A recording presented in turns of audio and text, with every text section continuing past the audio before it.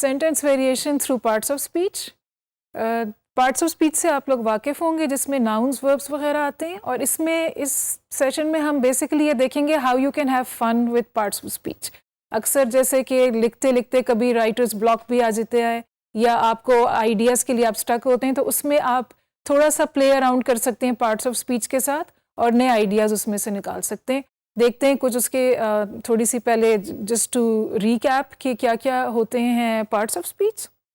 Left side पे लिखे हुए हैं, और जो आगे रेड में हाईलाइट हुए हैं वो वाला है जो उसके सामने लिखा हुआ है।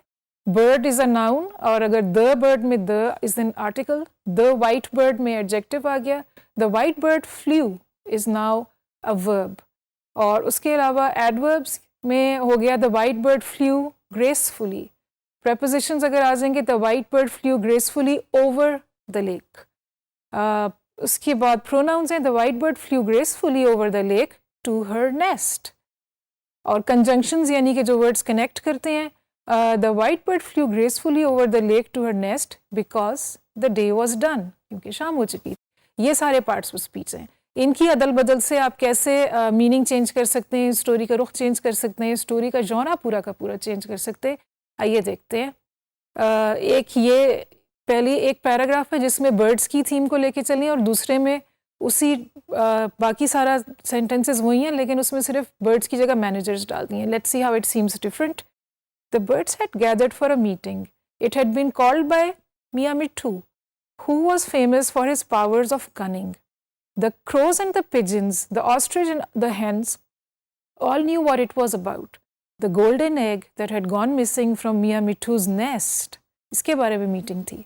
और दूसरे में देखें हमने नाउन्स बदले और बाकी सारी activity, verbs, all of that is the same.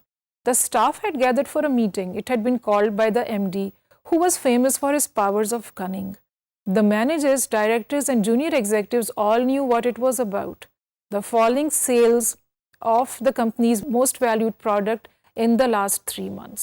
तो एक इसमें उस गोल्डन एग था, और इसमें जो है फॉलिंग सेल्स हैं, ये चीज़ चेंज की, और बर्ड्स की जगह हमने ह्यूमंस डालें।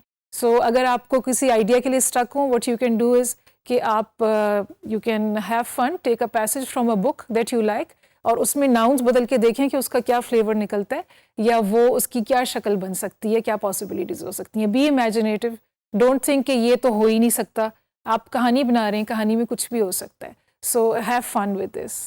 उसके अलावा वर्ब्स कुछ मिलते जुलते मानी के हमने लिए हैं और डाले हैं, लेकिन ये कि देखें कि उनको मिक्स करने से कैसा वो इफ़ेक्ट आ सकता है। Try to mix and match the verbs and the locations to come up with new situations. The wind blew across the meadow. The wind raged at the loose cottage door. The wind rustled the leaves. The wind kissed the surface of the deep blue ocean. तो wind के different moods इसमें सामने आ रहे हैं। अब इनको थोड़ा सा बदल के देखते हैं, तो वो सीन जो मेडो में पहले हमने कहा था कि ब्लू अक्रॉस द मेडो, यानी कि वो जो एक नेचुरल लैंडस्केप था, खेत सा था, उस पर हवा चल रही थी, तो इससे एक प्लेजेंट सी फीलिंग आती है। और अगर आप कहते हैं the wind raised across the मेडो, से कोई और सीन पढ़ने वाले के दिमाग में आता है। So that's how verbs are important also. The wind rustled the loose cottage door. पहले it was raging at the loose cottage door, now it rustled the loose cottage door, यानी हल्के से उसके ऊपर उसने दस्तक टाइप दी। The wind kiss the leaves, पहले भी रसल्ड था, ये किस्ड है, दे बोथ जेंटल वर्ड्स। और आखिर में the wind blew across the surface of the deep blue ocean. तो आप खुद भी किसी पैसेज को लेके और मिक्स एंड मैच करके देख सकते हैं कि वर्ब्स बदलने से उसकी शक्ल कैसे बदलती है। या और कुछ वर्ब्स हैं, इनको देखें। He stared at the wound, he examined the wound and he noticed the wound. इन सब में बेसिक चीज़ यही है कि देखा जा रहा है, लेकिन देखने के अंदाज डिफरेंट है, और उससे आपके दिमाग में हो सकता है कोई डिफरेंट कैरेक्टर के बारे में जो है डिफरेंट इमेज या आइडिया बन रहा हो। जो हमारा ख्याल था कि वो जो कन्वे करने की कोशिश थी वो ये था, स्टेयर्ड एट द वुंड में शॉक है, डिसबिलीफ है, हैरान है, परेशान है, तो इसलिए वो स्टेयर कर रहा है। जो एग्जामिन कर रहा है वो हो सकता है डॉक्टर होगा, इसलिए वो एग्जामिन कर रहा होगा। और जो नोटिस कर रहा है वो सिर्फ उसने अभी देखा है, पहले नहीं देखा था उसने, he noticing it may be for the first time. So that's how the interplay of verbs can create new situations and new meanings for the reader. Adjectives बहुत important एक पार्ट होता है राइटिंग का। इसमें हमने कुछ लिखे हैं और आपके लिए ये सोचने के लिए एक चीज़ छोड़ी है, which one would you want to be the title of your story? Think about what the basic story line would be. अगर ये टाइटल होगा इसमें से कोई, तो उसकी फिर कहानी उसके पीछे या उसकी कहानी की मेन प्लॉट क्या हो सकता है, मोटी सी आउटलाइन क्या हो सकती है। Can you think of another story title with an adjective for eyes? इसमें आईज के साथ हमने एडजेक्टिव्स लगाए हैं, कोशिश करें कि आप भी कोई और एडजेक्टिव सोच सकते हो आईज के साथ का।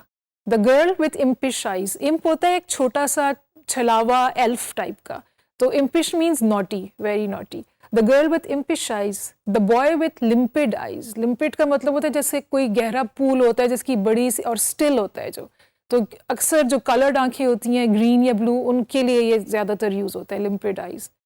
The piercing eyes in the dark, चुभती हुई आंखें अंधेरे में। एम्प्टी हार्ट्स मैरी आईज, खाली दिल और खुश आंखें या हंसती हुई आंखें, ये जो आंखें हंसती हुई नज़र आ रही हैं। इसमें से आप सिलेक्ट करें कौन सा टाइटल आपको पसंद है, और अगर आप कहानी लिखेंगे तो उसमें फिर मेन आउटलाइन या मेन उसमें कहानी में क्या बताया जा रहा होगा। So we hope you have fun with this.